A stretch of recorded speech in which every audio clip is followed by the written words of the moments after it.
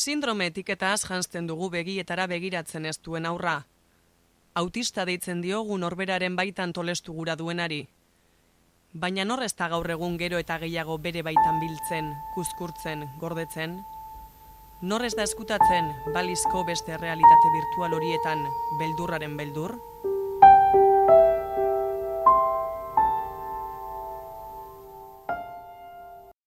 Hirira iritsi zenean, askatasuna, norbanakoak besteekin eta beste enpresiopean garatutako espazio bat zela jabetu zen Yolanda Arrieta.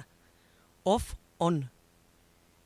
Hiriek, herriek, jendarteak, indibiduaren gizarteak, norbere baitan sostengatzen diren pertsonak garatu ditu. Bai jostoratzatarian eta baita oraingoan ere, off-onen ere, egitura bat, asmatu nuen, gutxi gora bera, jostoratzatarian zen josteko manual bat, eta oraingo hontan etxe bat, eraikin bat, hasi garajetatik eta pisuak, 10 pisu, eta letrak, eta kanbarak, eta, gero jun naiz, kentzen da ipintzen, baina ja egitura hor neukanez, azken nintzen idaztiko, eta esaten nuen, gaur idaztiko ditut, lehenengo pisukuak, edo besterik gabe, idatzi-ingo, eta gero jungo naiz, puzzle bat bezala, pisa bakoitza bere etxetxoan, edo bere pisuan jartzen, edo ganbaran, edo bekoan, edo beren alakoa, ezta.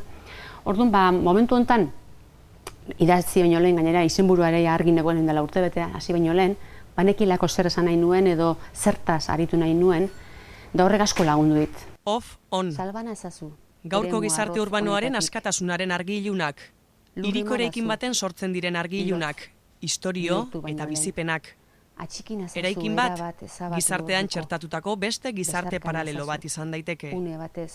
Eraikin bakoitzak bere esentzia du. Bizilagunek eta eraikinaren parte diren zokoek osatzen dutena.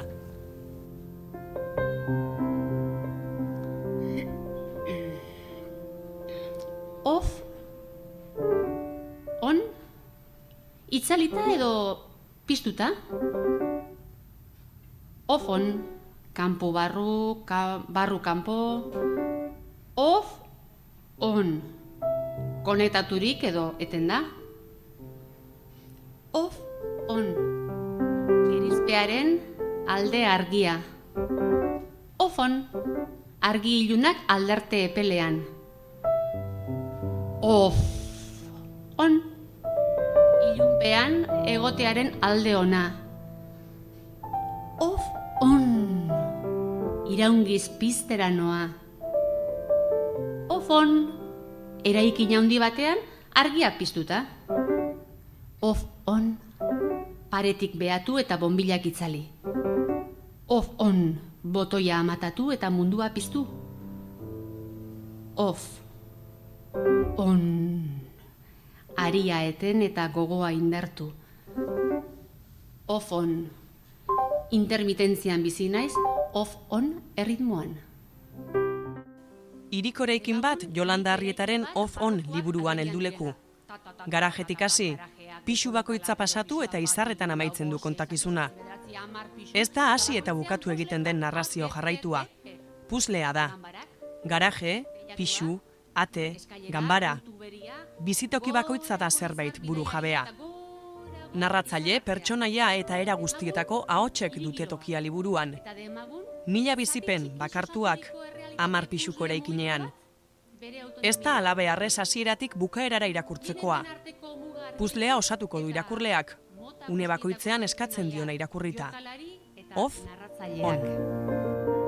Demagun, ironia bat, eta konplize bi, zu eta ni. Motxean, gustu erabiltzen naiz, motxean, eta hiperlaburrak aukera ematen zidaten motxean ni nahi nituen genero guztietan tiketak ibiltzeko.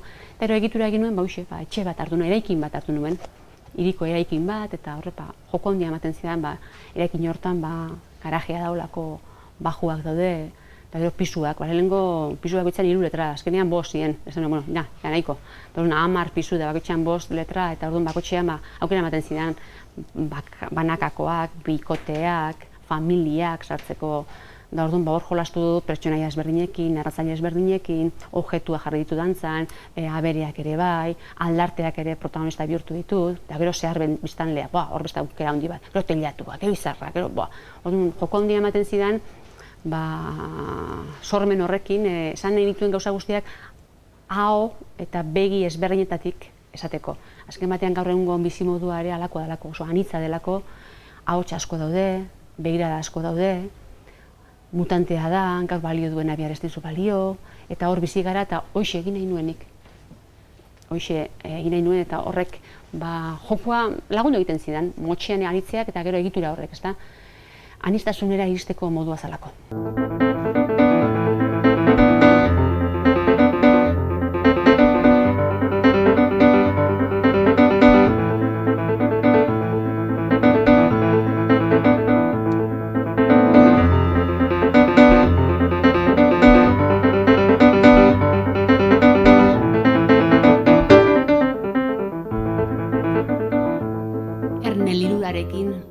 Lela inbarik, piztiak hor ditugulako zain eta adi laugarren pisua. 6 izugarriak. Tigre bikiak, erne zaizkit burkoan, oianeran arama batak, sabanara besteak. Leoi bikiak erne zaizkit izarapean, zilborra urratzen dit batak, paparra miazkatzen besteak. Pantera bikiak jaio zaizkito epean, zer pazorrostu agintzen didate egun senti bakoitzean.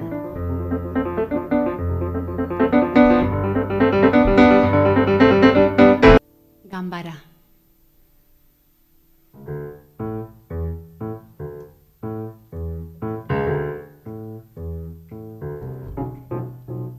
Maria eta Peru. Mariak gatzesko etxea zeukan, Peruk oholezkoa.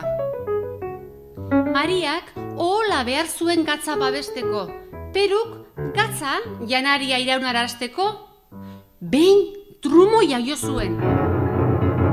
Euriak urtu egin zuen Mariaren gatza, tximistak Peruren etxea. Maria eta Peru goian zerua eta behan lurra geratu ziren. Errepidera irten eta autostop egin zuten batak autobide hasieran da besteak amaieran. Auto berberak jaso zituen. Orain, hirian bizi dira eraikin handi bateko ganbara beraren alde banatan. Mariak gatzik gabe jaten du. Peruk baldosa jarri du bere aldeko lurrean. Liburuak, narrazioak, lanak, badu ohikoa ezten egitura bat. Egitura ezoikoak, aurkezpen ezoikoa eskatzen du. Musika beti bizten nau eta aspaldi honetan asko pizten nau.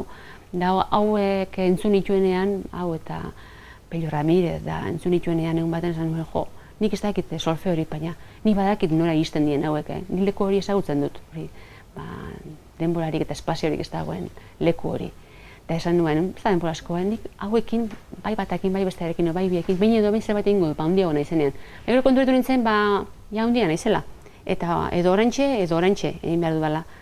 Eta ausartu nintzen, da bai izan ziaten eta egia esan gozada bat izan da.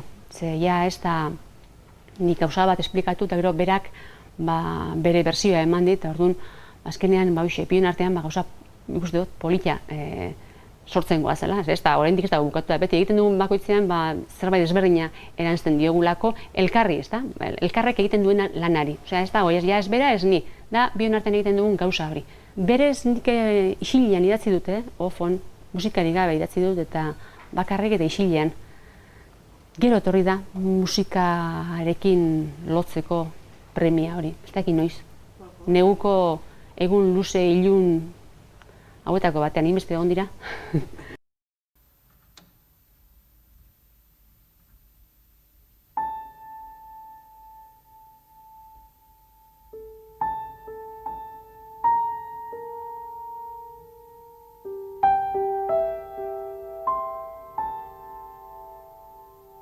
Nik uste dut hizkuntza musika dela, hala bizi izan du nik beti.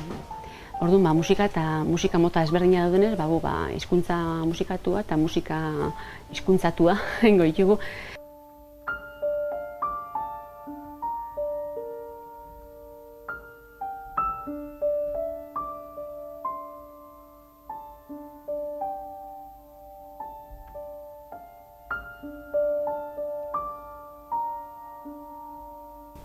gertukoak, baina ez bakarri bizi dienak, goikoak, bekoak, albokoak, autobusekoak, kalekoak, kafeterikoak, haragiteikoak, danak, ez da. Ni den beti juten naiz adi, ahalegintzen naiz beti adi egoten, da entzun, da behatzen, zer dagoen hor. Orduan egi zatiak hartzen ditut, egia zati txiki-txikiak gero gezurrak asmatzeko, gezurra handiak asmatzeko. Edo horretan ahalegintzen naiz behintzat. Hiritik harat.